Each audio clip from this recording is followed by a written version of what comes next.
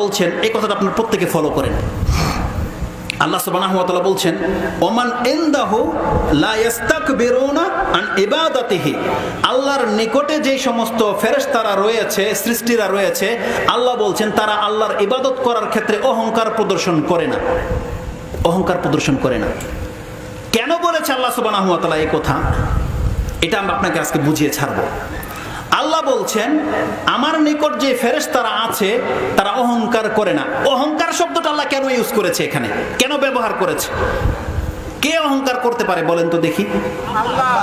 আল্লাহ তো অহংকার করতে পারে, কিন্তু এই অহংকারটা কে করতে পারে? যার পাওয়ার আছে, যার ক্ষমতা আছে, যার অহংকার করার মতো করে আল্লাহ সৃষ্টি করেছে, সে অহংকার করলে অহংকার সাজে।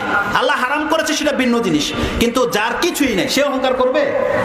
তাহলে দেখেন আল্লাহ যে তাদের সামনে কেন অহংকার শব্দটা ব্যবহার করেছে আল্লাহ বলছে কোরআনে, আপনি দেখেন। আপনি কি জানেন আল্লাহ শব্দটা কি বলেছে? ওমান ইনদাহু, যারা আল্লাহর নিকটে আছে। আল্লাহর নিকটে যে সমস্ত ফেরেশতারা আছে, আপনি কি মনে করেন তারা কেমন হতে পারে? কেমন হতে পারে? আল্লাহ সুবহানাহু ওয়া তাআলা যে এরিয়াটাতে আছে সেই এরিয়াটা কেমন হতে পারে? আপনার ব্রেন কি কাজ করে? আপনি কি বুঝতে পারেন সেই জায়গাটা কেমন হতে পারে? দয়াময়ের এই বিশাল আরশকে মাত্র 8 জন ফেরেশতা হাসরের মাঠে উঠিয়ে নিয়ে চলে আসবে। মাত্র 8 জন ফেরেশতা। কত বিশাল ফেরেশতা!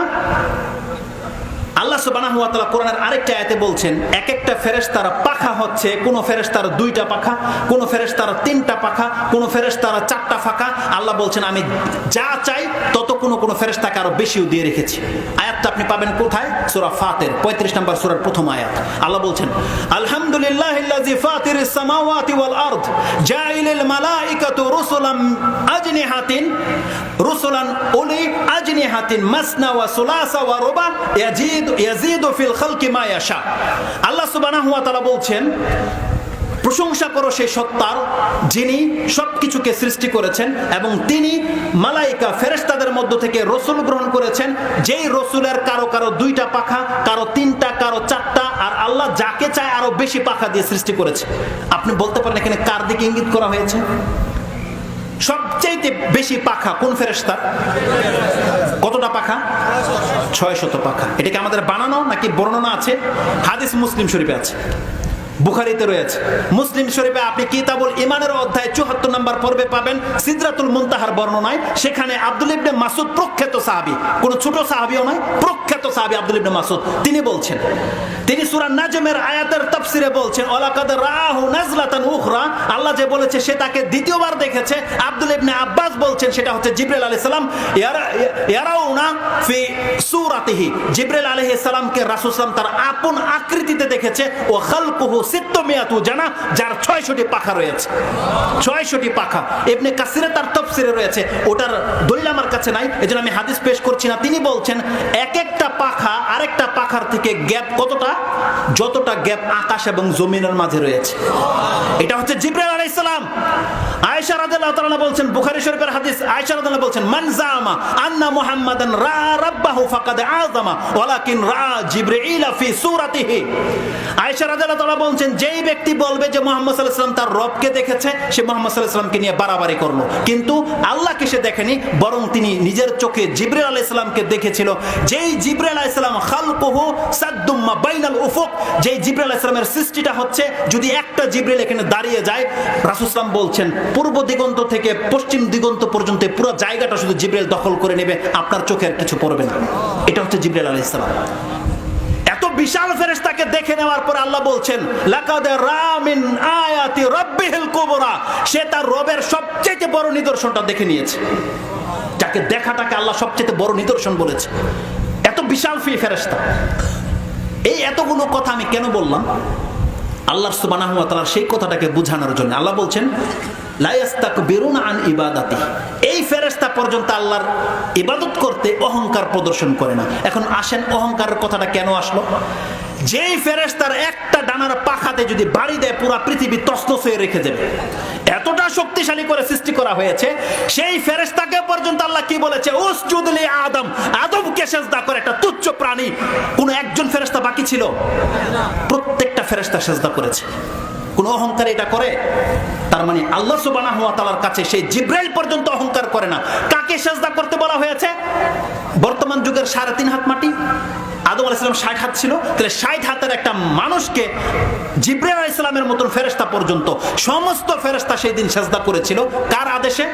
আল্লাহর আদেশে। তার মানে যেই ব্যক্তি আল্লাহর আদেশকে ফলো করে সে অহংকার করে না, কিন্তু আপনাকে মাত্র 3.5 হাত মাটি করে আল্লাহ বানিয়েছে, কয়টা টাকার মালিক করে দিয়েছে, কয় শতাংশ জমির মালিক করে দিয়েছে আপনাকে, কতটা হ্যান্ডসাম করে দিয়েছে আপনাকে, আপনাকে কতটা পদ আল্লাহ দান করেছে, আর আপনি আল্লাহ সুবহানাহু ওয়া তাআলার সাথে অহংকার করেন। আপনাকে 5 বার বলা হয় হাইয়া আলাস সালাহ, তুমি সিজদা করো তোমার মালিককে।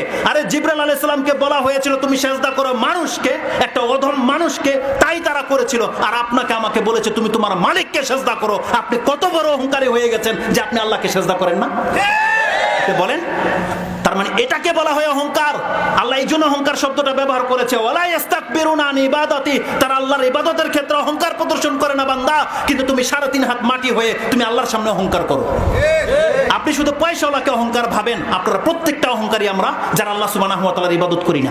আপনি কোন সাহসে আপনি দাঁড়িয়ে ফেলে দিতে পারেন বলেন? এটা তো অহংকার নয় তো কি? যে দেখে নেব আল্লাহ আমাকে কি করে, এটাই তো তার জবাব নয়।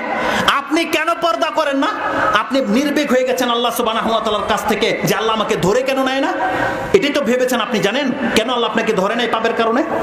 আল্লাহ সুবহানাহু ওয়া তাআলা বলছেন প্রত্যেকটা বস্তুকে আমি একটা নির্দিষ্ট সময় দিয়ে রেখেছি বান্দা।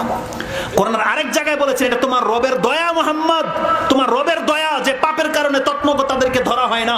আপনি পড়ুন সূরা কাহফের 57-58 নম্বর আয়াতটি, 18 নম্বর সূরার 18 নম্বর আয়াতটি আপনি পড়েন। সেখানে আল্লাহ বলছেন রাহমাতুম মির রাব্বিক, এটা তোমার রবের দয়া স্বরূপ তাকে ধরা হয় না। সূরা নাহল 16 নম্বর সূরার 61 নম্বর আয়াতে বলেন, আল্লাহ বলছেন ওয়ালাউ ইউআখিযুল্লাহু আন-নাসা বিযুলমিহিম মা তারাকা আলাইহা মিন দাব্বাহ ওয়ালাকিন ইউআখিরুহুম ইলা আজালিন মুসাম্মা ইযা জাআ আজালুহুম লা ইস্তাখিরুনা সাআতান ওয়া লা ইস্তাকদিমুন। আল্লাহ বলছেন কোন ব্যক্তির পাপের জন্য যদি আমি এক এক করে ধরে নিতাম তাহলে এই পৃথিবীতে একটা কীটপতঙ্গ পর্যন্ত বেঁচে থাকতে পারতো না, তাই আমি তাদেরকে ধরি না। আল্লাহ বলছেন প্রত্যেক একটা নির্দিষ্ট সময় পর্যন্ত সময় দেওয়া হয়েছে, যার কারণে আপনি পাপ করেও বসে আছেন, আল্লাহ আপনাকে ধরছে না।